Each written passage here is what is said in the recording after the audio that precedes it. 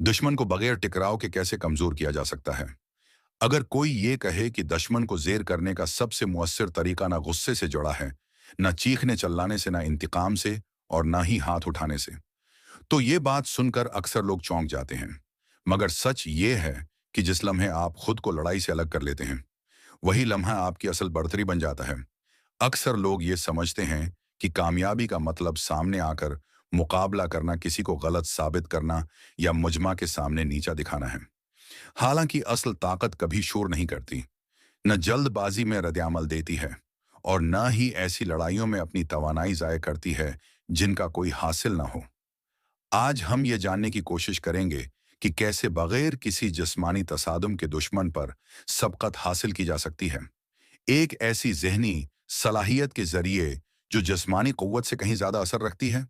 पहला निकता, ये समझ लेना ज़रूरी है कि हर वो शख्स जो आपको तकलीफ दे, आपका दुश्मन नहीं होता। किसी को दुश्मन करार देने से पहले ये पहचानना लाजिम है कि हकीकतन नुकसान पहुंचाने वाला कौन है। बाज़ लोग लाइल्मी में गलत रवैया अख्तियार कर लेते हैं, कुछ अपनी नाकामियों का बोझ दूसरों पर डाल देते हैं और कुछ हसद, खौफ या अदम एतमाद के बायस मनफी रवैये अपनाते हैं। जब आप हर एक को दुश्मन समझ लेते हैं, तो दरअसल आप अपनी जज्बाती ताकत खुद उनके हवाले कर देते हैं। असल दुश्मन वही होता है जो मुसलसल आपकी इज्जत घटाने, आपको नीचा दिखाने या आपकी तरक्की में रुकावट बनने की कोशिश करे। ये फर्क समझ आ जाए तो गुस्से के बजाय समझदारी और हिकमत से काम लेना आसान हो जाता है, क्योंकि अक्ल हमेशा जज्बात पर सबकत ले जाती है। दूसरा नुक्ता, खामोशी एक ऐसा हथियार है जो सबसे पहले इस्तेमाल होना चाहिए और सबसे ज्यादा असर दिखाता है।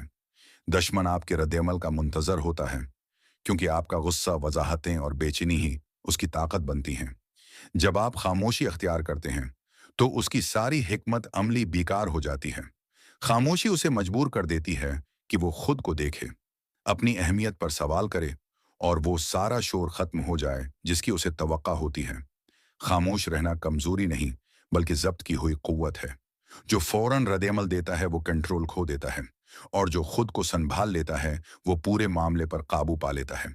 तीसरा नुक्ता, कामयाबी सबसे सख्त जवाब होती है। अक्सर मुखालिफ लोग आप पर गहरी नजर रखते हैं, खास तौर पर आपकी नाकामियों पर, क्योंकि उनसे उन्हें तस्कीन मिलती है। मगर उनके लिए सबसे ज्यादा तकलीफ दह मंजर ये होता है कि आप आगे बढ़ते जाएं और वो वहीं रुके रह जाएं। ना हमला जरूरी है, ना वजाहत, ना ही कुछ साबित करना। बस खुद को बेहतर बनाते जाएं, अपनी सलाहियतें निखारते रहें, नज्म व ज़ब्त मजबूत करें और सोच को बुलंद रखें। जब आप मजबूत, पुरस्कून और बेहतर बन जाते हैं, तो महज आपकी मौजूदगी ही उनके लिए एक खामोश पैगाम बन जाती है कि वो मकाम हासिल न कर सके जहां आप पहुंच गए हैं। चौथा निकता, उनके बनाए हुए खेल में शामिल होने से इनकार कर दें। मुखालिफ अक्सर आपको ऐसी फजा में खींचना चाहते हैं जहां बहस, इल्जाम, चालाकी और अना का गलबा हो। जिस लम्हे आप इस दायरे में दाखिल होते हैं, आप उन्हीं उसूलों पर खेल रहे होते हैं जो बिगाड़ के लिए बनाए गए होते हैं, तरक्की के लिए नहीं।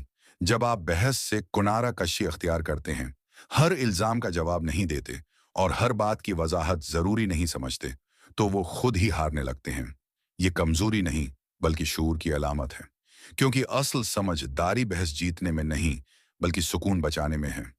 पांचवा निकता, जज्बात पर काबू पाना असल ताकत की पहचान है। जैसे ही कोई आपके जज्बात को काबू में ले लेता है, वो दरअसल आपको काबू में ले लेता है। गुस्सा आपको लापरवाह बनाता है और जज्बातियत आपको काबिल अंदाजा। मजबूत वो नहीं जो शोर मचाए, बल्कि वो है जो पुरस्कून रहे। रद्द-ए-अमल देने से पहले रुकना, जवाब से पहले सांस लेना और सोच को मुकद्दम रखना सीखें। जब मुखालिफ ये जान ले कि अब वो आपको जज्बाती तौर पर नहीं हिला सकता, तो वो खुद को बेअख्तियार महसूस करता है, और यही असल जहनी बढ़तरी है। छठा निकता, मेहरबानी को भी हिकमत के साथ इस्तेमाल किया जा सकता है। यहाँ मेहरबानी से मुराद कमजोरी नहीं, बल्कि बावकार, मुतवाज़िन और पुराइतमाद रवैया है। जब कोई आपको इश्तिआल दिलाने की कोशिश करे और आप वक़ार और सुकून से बात करें, तो उसकी नापख्तगी खुद नुमायां हो जाती है।